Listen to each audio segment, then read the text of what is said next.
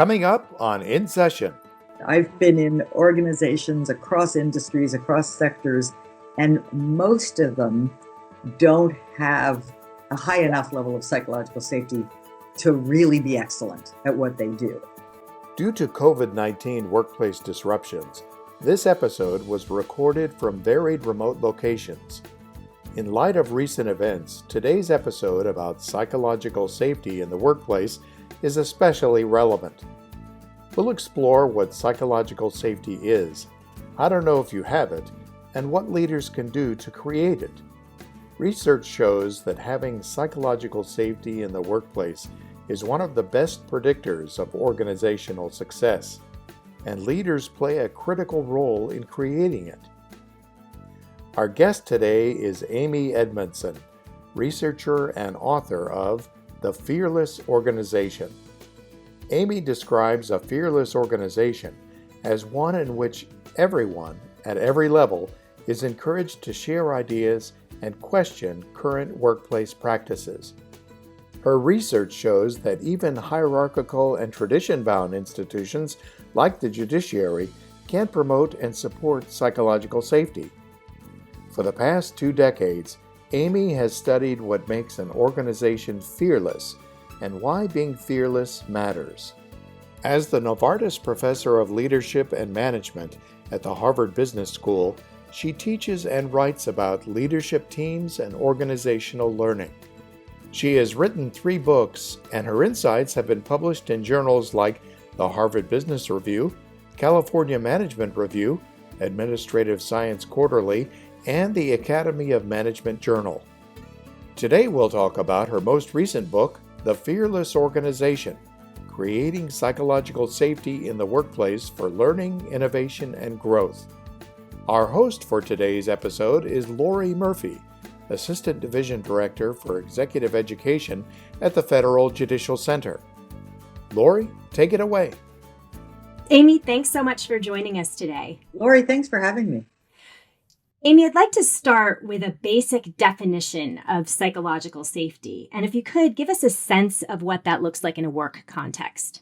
Sure. I define psychological safety as the belief that I can bring my full self to work. And maybe that's overly simplistic, because what I'm really talking about is a confidence that I can be direct and candid and people won't hold it against me. What that looks like in a workplace is generally you'll see people just interacting with energy. You'll see humor. You'll see just a genuine leaning in, an engagement, a liking. What I'm talking about is taking interpersonal risks, right? Not undue organizational risks, but interpersonal risks. And an interpersonal risk is anything that might lead to others not thinking well of you. So, for example, I'm not quite sure what to do here. Can I ask for help? Well, I don't know. You might think I'm incompetent if I do, so I won't, right? That's a lack of psychological safety. Whereas if I'm willing to say, I don't know what's going on, who can help? Then that's the presence of psychological safety. Talk through then why psychological safety is so important to an organization's success. Today we live in what's called the knowledge era. We are so long past the world of Henry Ford, where the tasks that employees were meant to do were explicitly defined, broken down into chunks, largely individually accomplished, and completely objectively measurable. Everything I just said is not true today. Right? Most employees in your organization, in my organization, have to work together on challenging tasks and problems that have some knowledge base, but also have some need for ingenuity and problem solving.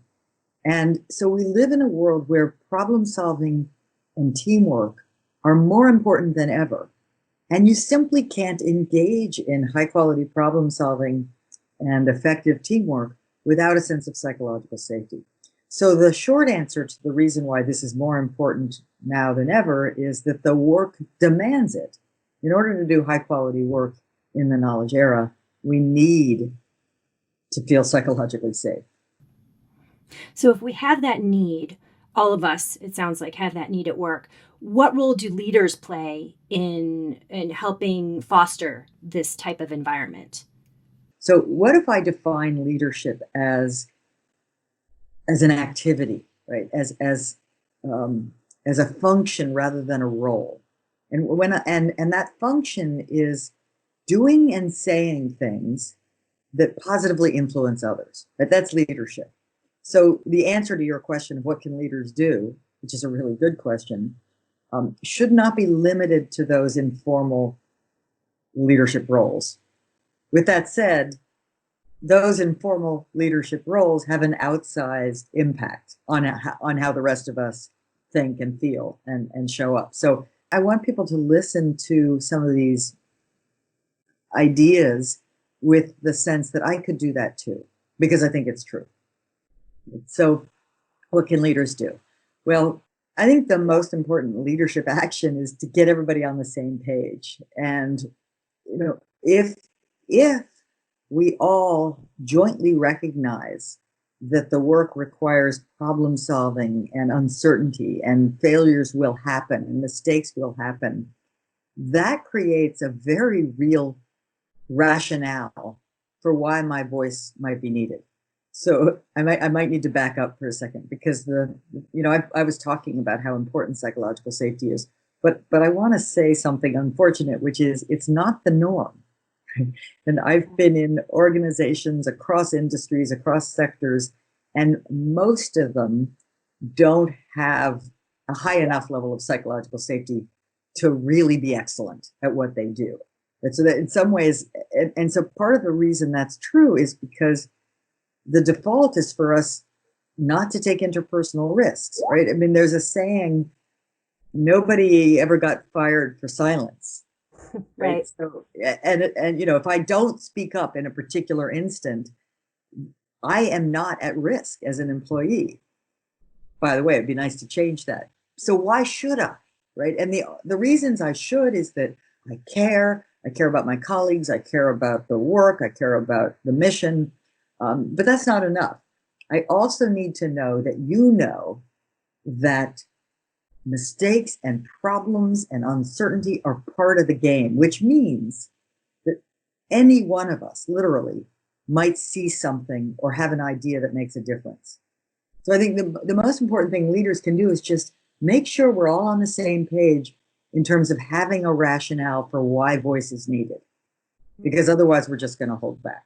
So I call that framing the work. For example, in a hospital I studied, the chief operating officer would routinely say things like, healthcare, by its nature, is a complex, error-prone system.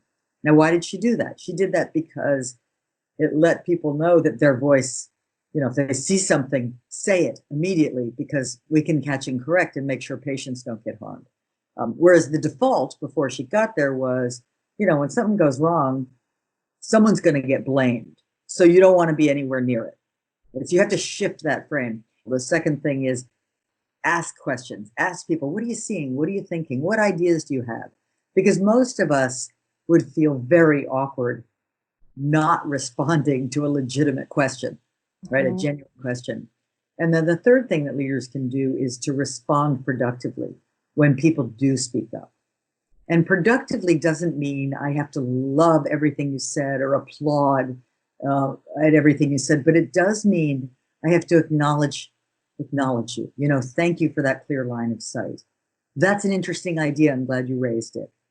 And so the essence of a productive response is it's appreciative, not in a throw you a party, but in just a simple human sense, it's appreciative. And secondarily, it's forward looking, meaning my first instinct, I have to train myself so that my first instinct isn't, how the heck did that happen? And instead it's, how can I help? Or what ideas do you have? Right? It's forward looking. We're going to solve it first. Maybe later we should look back on how did that happen? But the first instinct has to be one that, in a very, very small sense, rewards voice.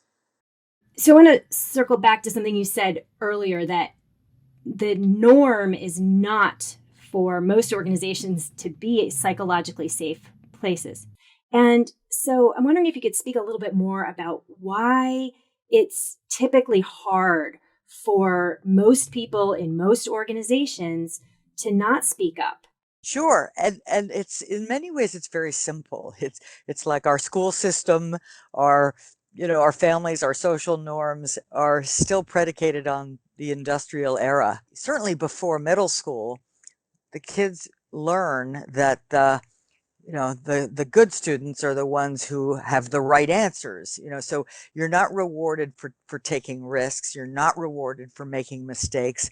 You're not rewarded, I think, fundamentally for what Carol Dweck might call a growth mindset, where you take on harder challenges because that exercises the learning muscles. So, instead, and so in many ways, the syndrome I'm talking about now is even more problematic for high achievers, because high achievers are the ones who did really well in high school, and then they got into good universities, and then they did well there, and then they went to law school or wherever they went, and now they work for you. And so these people, and I have to put myself in that category, can be risk averse, interpersonally risk averse, because they inappropriately think the consequences of their making mistakes or getting the wrong answer at some point would be dire, when in fact, in a complex, interdependent,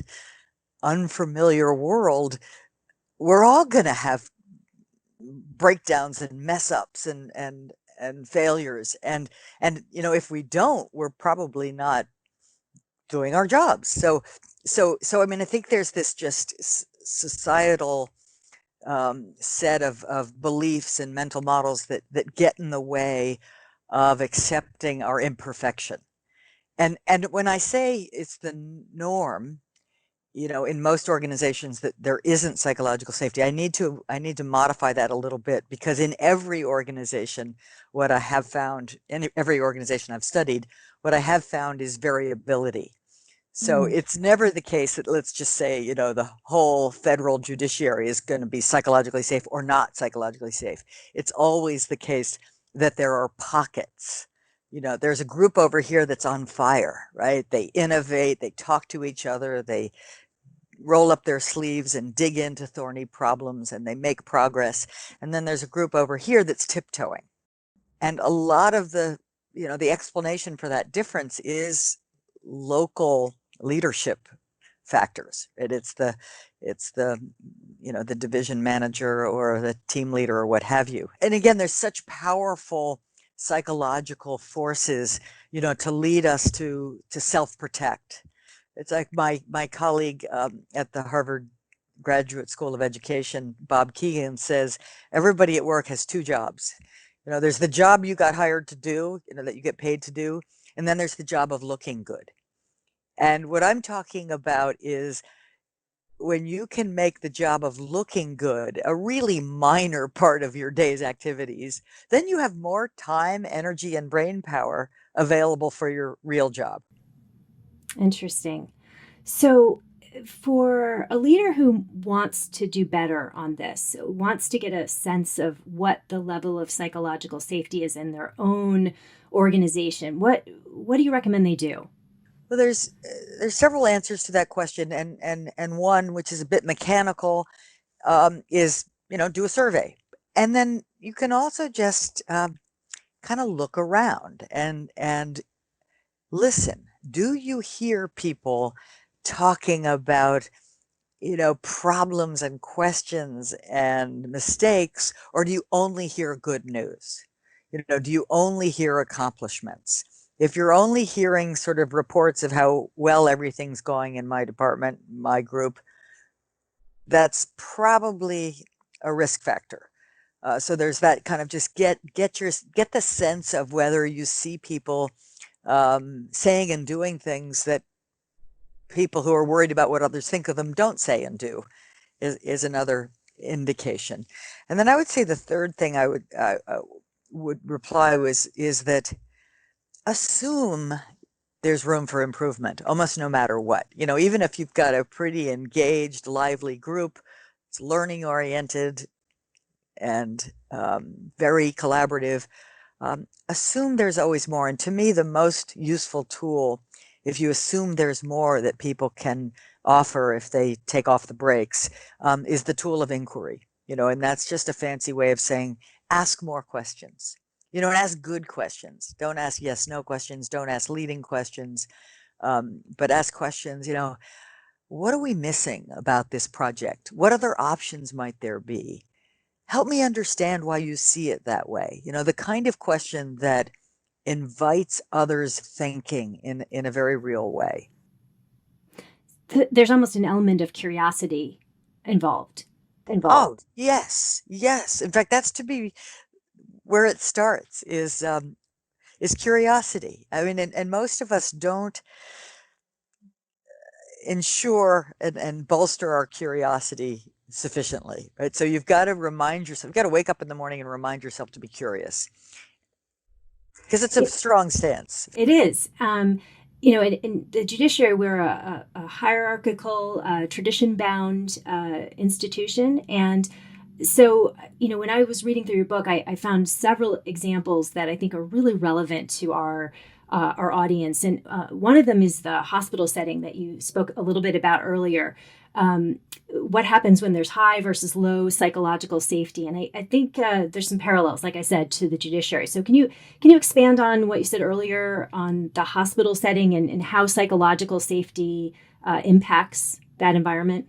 Absolutely. And I think you're right to draw a parallel, because what the two domains have in common is profession.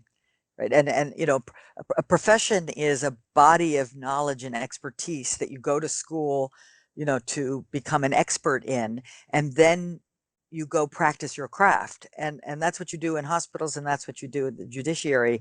And that's both an enormous strength because you have all this great knowledge, but also a risk factor, because you might inadvertently believe I'm supposed to know. I'm not supposed to ask. I'm not supposed to be curious. Like, the law isn't a thing to be curious about. The law is a thing to, uphold and apply. But of course, that's wrong, right? And it's the same with medicine. The reality is, medicine and even the law is a moving target. There's always new knowledge, new rulings, new tests, new studies, and B, and probably more importantly, medicine is a profession that is, unlike 100 years ago, practiced in a collaborative way. I mean, there are very few and essentially zero hospitalized patients that don't have a need for multiple experts weighing in on the case. And the average hospitalized patient might be seen by 60 different caregivers over the course of a stay. And so that means that, yes, I have expertise, and yes, someone else has expertise, and maybe someone's an expert in, this part of medicine and that part of medicine, or this part of the law and that part of the law.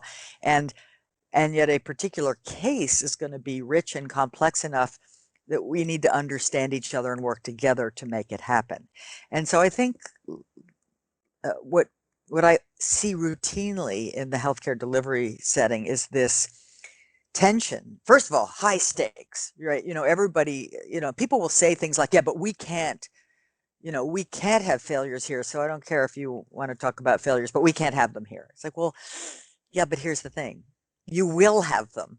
So I say, if you want to be error-free at the end, meaning at the bedside, you need to be error aware at every step of the process. Right? That's just reality. Reality is that small things will go wrong in routine areas, but also that you will encounter at various times during the day or week or month novel situations that neither you nor anyone else have ever been in before. And so you've got to be not only curious, but kind of humble in the face of the novelty or the complexity that you face. So you're practicing a craft. You should be proud of that craft.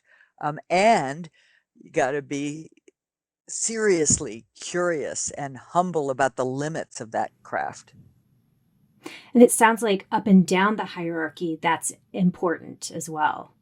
It is, and in the hospital, the chief operating officer I referred to before, that was a study that I did at Children's Minnesota, and it was the culture, hierarchical. Medicine's very hierarchical, and the culture of the organization was hierarchical. The more senior and the more expert, the more you're right, and others should just toe the line, and yet time and time again, someone at the front lines, a nurse, a respiratory therapist might see something that got missed. And if they don't feel utterly free to speak up, that patient is at risk. So it's not a matter of them being smarter or more educated than the physician. It's a matter of data and facts being shared. And when those, which might make a world of difference to the outcome of a case. Mm-hmm. Another example from your book that struck me as having a lot of parallels is the aviation industry, and especially the relationship among the co-pilot, pilot, air traffic control. Can you highlight that for us a bit as well? Yes, in a well-run cockpit, right? In aviation, there's a remarkable combination of role clarity. That is, you know what your expertise is, you know what your role is, and role flexibility, meaning, when something happens, let's say the famous, the miracle on the Hudson, when Captain Sullenberger, you know, um, lost both engines and yet managed to land that plane in the river with all, no lives lost. It was an extraordinary moment because he was the more senior pilot, but at that moment that they hit the geese and lost their engines, he was the co-pilot, and the junior, the more junior pilot was flying the plane. And first, you do the normal things first. Again, this is all in a matter of seconds. Like, okay, let's restart the engines. Oops, they won't.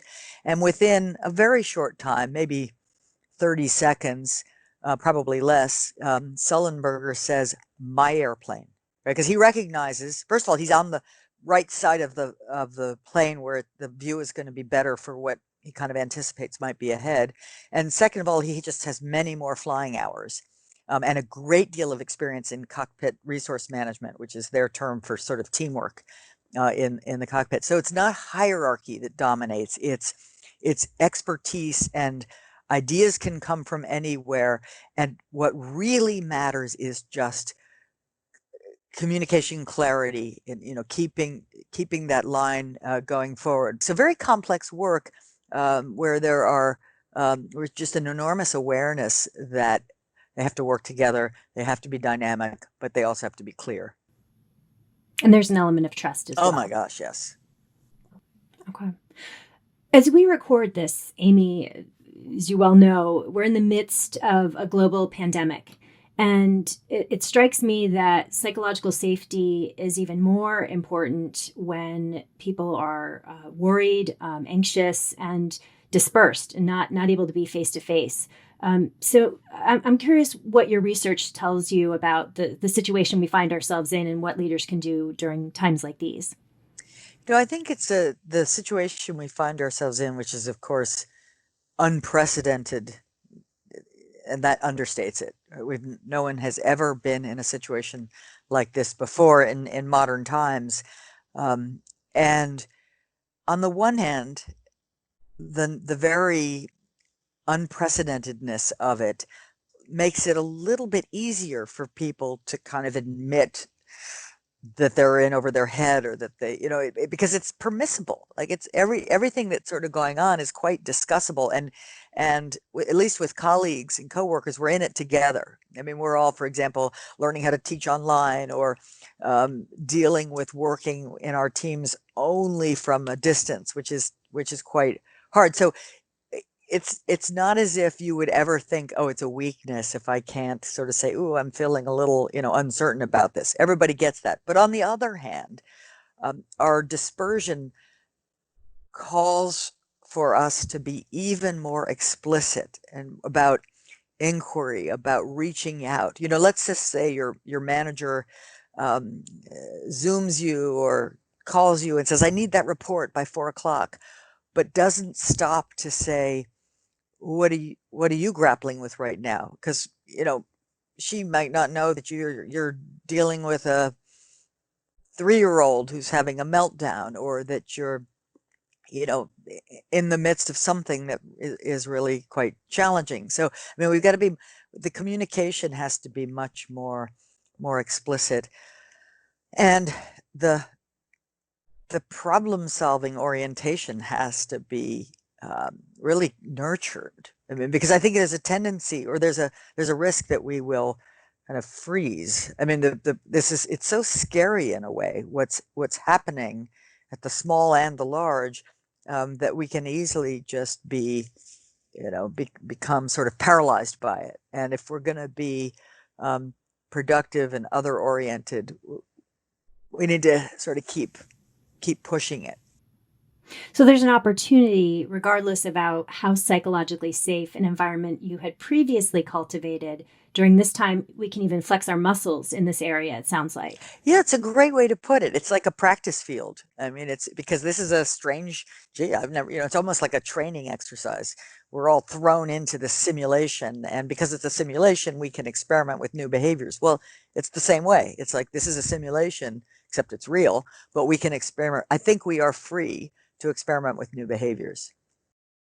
Speaking of new behaviors, so what are some specific things that a leader can do beyond what you've already shared if they want to increase the level of psychological safety? You talked about communication, you talked about inquiry and curiosity, asking questions, reaching out more. Is there anything else that leaders in the judiciary can do during this time or at any time to increase the level of psychological safety? Well, one of the things we haven't talked about is broadly under the category of structures, and by that I mean specific forums that are designed, that have the express purpose of problem solving, or reviewing a project, or planning, or looking forward, or brainstorming.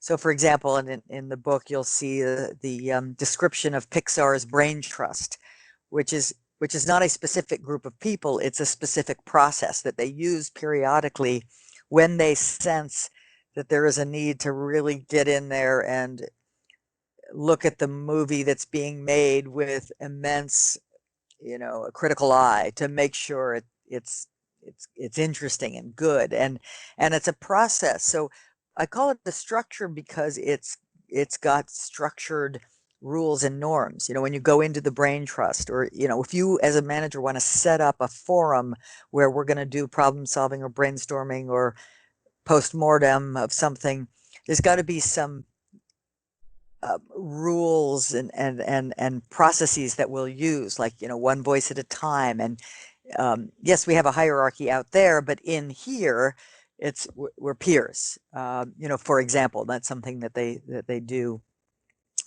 at Pixar, and there's various kinds of structures like that can just make it easier for people to bring themselves forward, because it's the design of the engagement.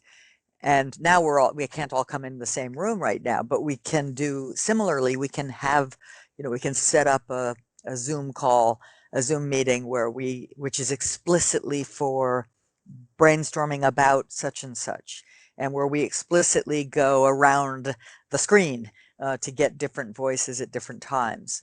So I think the use of structured sessions to increase voice is very important.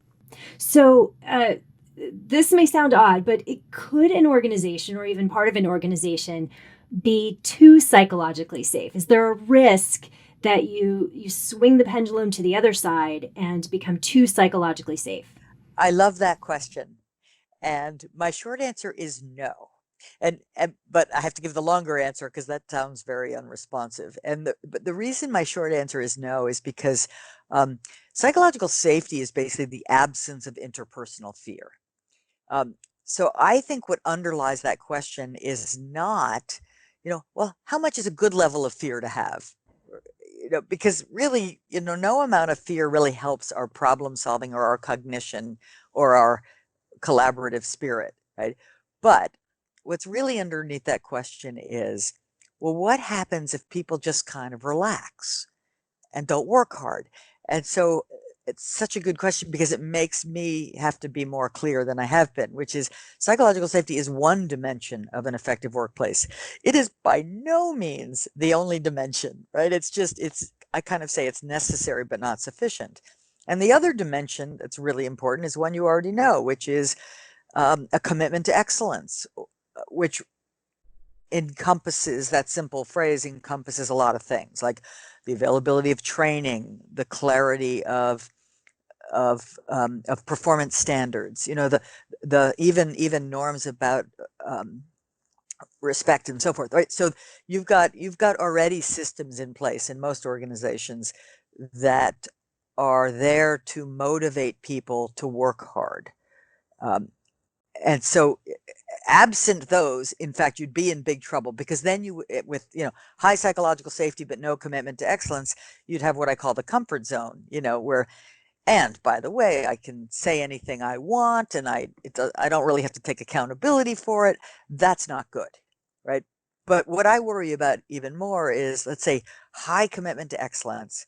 And I look to my right and I look to my left, and I know a lot is expected of me, but no psychological safety. I call that the anxiety zone. And the book is full of examples of, really smart, well-educated people in the anxiety zone and inadvertently contributing to colossal failures, whether that be at NASA or in the, financial services industry a decade ago.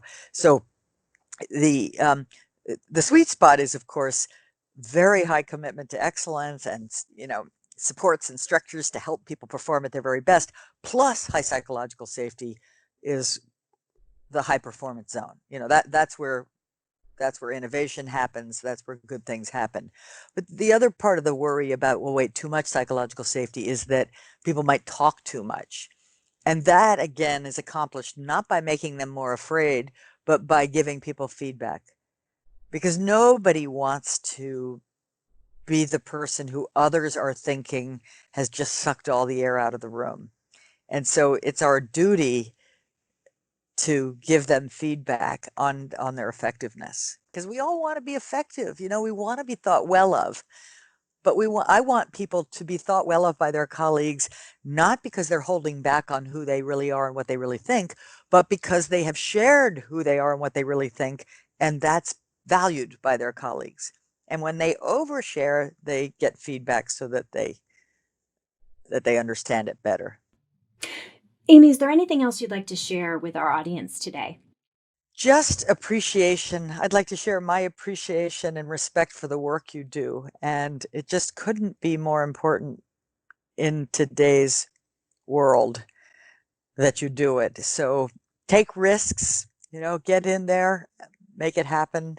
And thanks for listening. Well, thank you so much. It's been a real pleasure to have you, and your research is important, and we're grateful to share it with our audience. To hear more episodes of In Session, visit the Executive Education page on fjc.dcn and click or tap Podcast. You can also search for and subscribe to this podcast on your mobile device. In Session was produced by Shelley Easter and directed and edited by Craig Bowden. Our program coordinator is Anna Glashkova. Special thanks to Michael Siegel and Chris Murray. Thanks for listening. Stay well.